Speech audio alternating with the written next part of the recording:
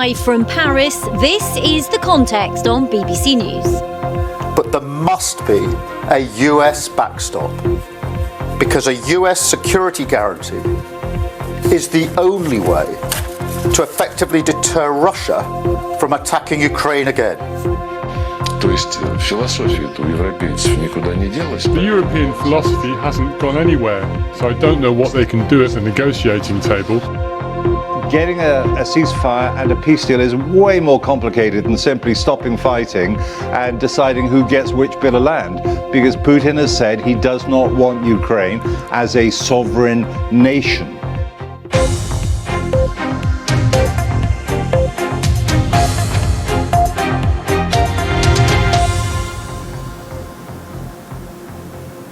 Welcome to the programme. I'm Rajini Vaidyanathan, live in Paris, on a day where European leaders have been meeting here for what was a hastily arranged summit to discuss the war in Ukraine. All of this coming as they try to come up with a strategy as the US plans talks, with Russia to try and end the conflict. This is The Context on BBC News.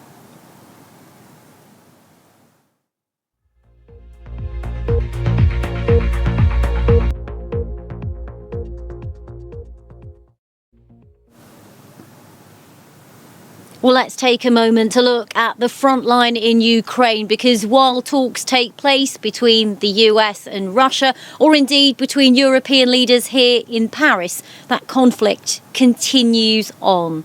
But let us wait. OK, thank you so much. There is a real development. Sorry, I'm going to have to stop you there, Konstantin. I'm sorry, we have to stop you there. We've run out of time. My huge apologies. This is Rajini Vaidyanathan with The Context, live from Paris. Do stay with us here on BBC News.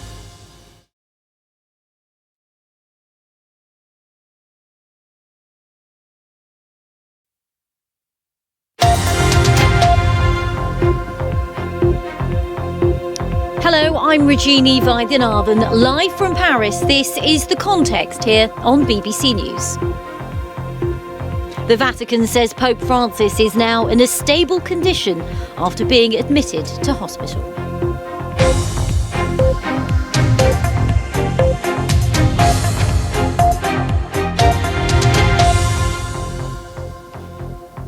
Well, it's that time in the programme where we get an update on the day's sport. So let's go straight to the BBC Sports Centre and join my colleague Will Perry.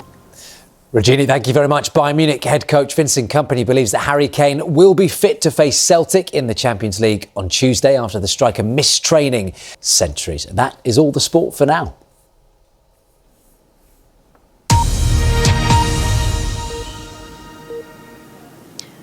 This is The Context. I'm Rajini Vaidyanathan, live in Paris, but let's take you straight to Toronto, where we're just receiving breaking news that a Delta Airlines plane has crashed while landing at Toronto's Pearson Airport. We have had a statement from the airport which says Toronto Pearson is aware of an incident upon landing involving a Delta Airlines plane arriving from Minneapolis. Emergency teams are responding and all passengers and crew are accounted for. Well, local media... Rana ending that report there from Gaza. Well, if you're watching in the UK, you can watch the full documentary Gaza, How to Survive a War Zone, tonight on BBC 2 at 9 p.m, or you can watch it any time from now on the BBC iPlayer. Around the world and across the UK, this is BBC News.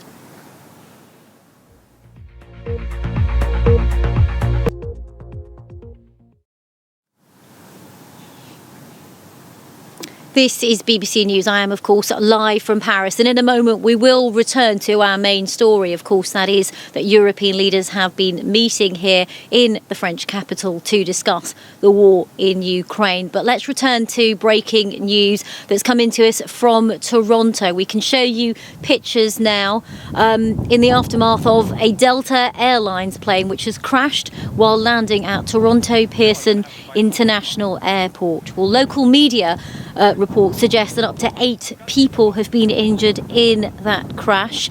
The airport has said that it is aware of the incident involving the plane. OK, Patrick Bury, thank you very much for sharing your thoughts on that story, which of course has been a huge talking point here in Paris. Well, we'll have more on developments in Paris in the next hour here on BBC News, so don't go away. And there's plenty more on the website on the latest on that plane crash in Toronto. Do stay with us.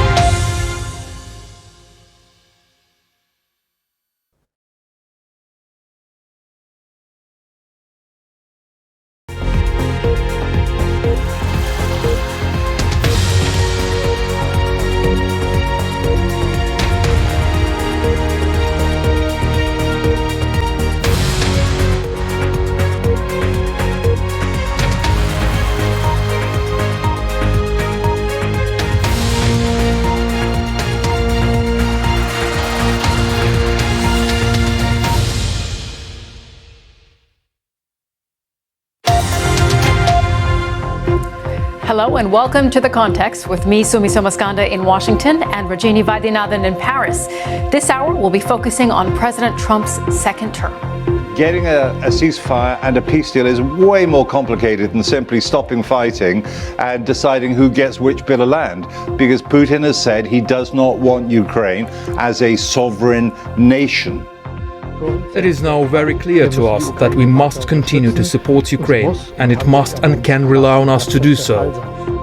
But there must be a US backstop, because a US security guarantee is the only way to effectively deter Russia from attacking Ukraine again.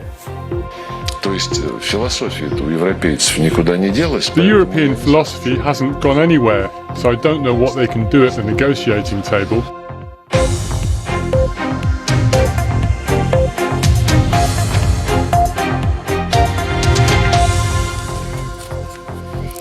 All right, joining us tonight on The Context are Jim Gilmore, former Virginia governor and U.S. ambassador to the Organization for Security and Cooperation in Europe in President Trump's first administration, and Brett Bruen, former U.S. diplomat and director of global engagement at the White House under former President Obama. Well, thank you so much for joining us at this hour. We're going to be focusing on President Trump's second term and especially its effect so far, particularly in Europe, where leaders have been meeting for hastily arranged talks, where Rajini is in Paris. French President Emmanuel Macron scrambled the summit to try to come up with a strategy.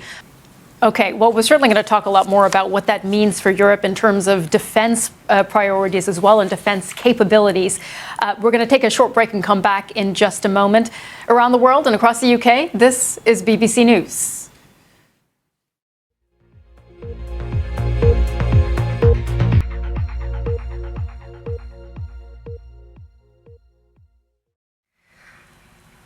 Welcome back to The Context. We're going to go back to our top story in a moment. But first, we want to bring you some breaking news that's been coming into us. A plane crash at Toronto's Pearson International Airport. We have some live pictures coming into us there. You can see this plane actually has been flipped over. So emergency teams are now responding to that crash. According to the airport, there was an incident from this Delta Airlines plane arriving from Minneapolis. It's important to say at this point, all passengers and crew are accounted for. That is, of course, very good news. Police at this hour saying the circumstances surrounding the crash are currently unknown, but most of the passengers are out and unharmed. We are hearing reports of some injuries, but again, okay, we'll leave the conversation there for today. Ihor Brusilio, Deputy Head of Office for the Presidents of Ukraine. Thank you so much for joining us on BBC News. Great to talk to you. And we're going to have more on this story, of course, and that plane crash in Toronto we're monitoring coming up after a break. Stay with BBC News.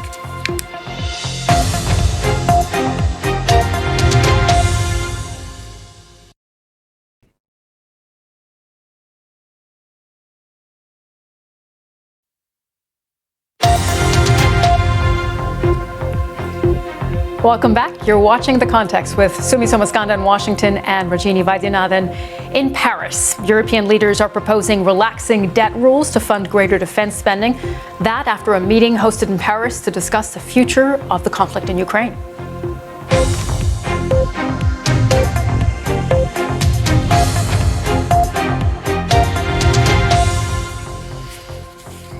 Okay, we're going to be talking a bit more about Ukrainian defense spending, but first we want to bring you up to date on that story that's been breaking at this hour that we've been covering. That plane crash in Toronto, at Toronto Pearson International Airport. You see that is a Delta Airlines plane that is flipped over. We understand it was an incident. We don't know what caused the plane to flip over, but we are hearing an update that there are 15 injuries, and out of those 15 injuries, 1 child and 2 adults are critically injured. That's according to Peel Regional Paramedic Services. We understand, according to CBS News, which is our partner here in the U.S., that 15 patients were transported to the hospital, 2 via air ambulance. A lot to unpack indeed, including those talks between Russian and U.S. officials in Saudi Arabia on Tuesday. We're going to talk about that on the other side of a short break. Stay with us. Around the world and across the UK, this is BBC News.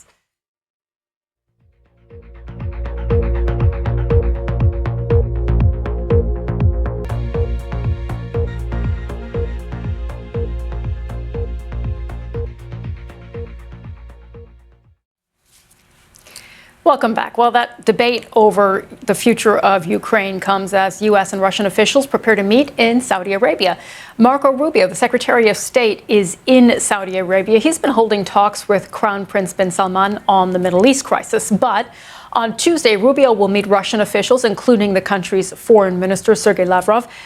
Well, I suspect we are all going to be continuing to have these talks in the coming days, particularly as the U.S. and Russia, their officials, meet Saudi Arabia. But that's all we have time for today. Jim Gilmore, Brett Bruin, thank you very much for your perspective today on the context. Really good to speak with you. We will, of course, be following all of those pictures from Toronto as well of that air crash. But for now, thank you so much for joining myself and Rajini there in Paris for the context. We're back here on BBC News in a few minutes. Stay with us.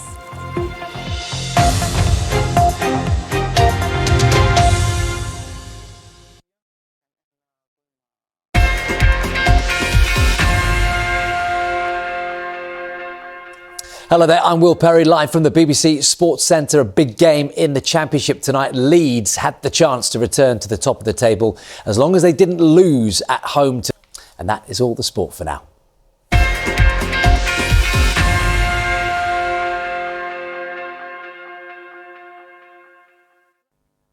Hello there. It's not been a bad start to the new week.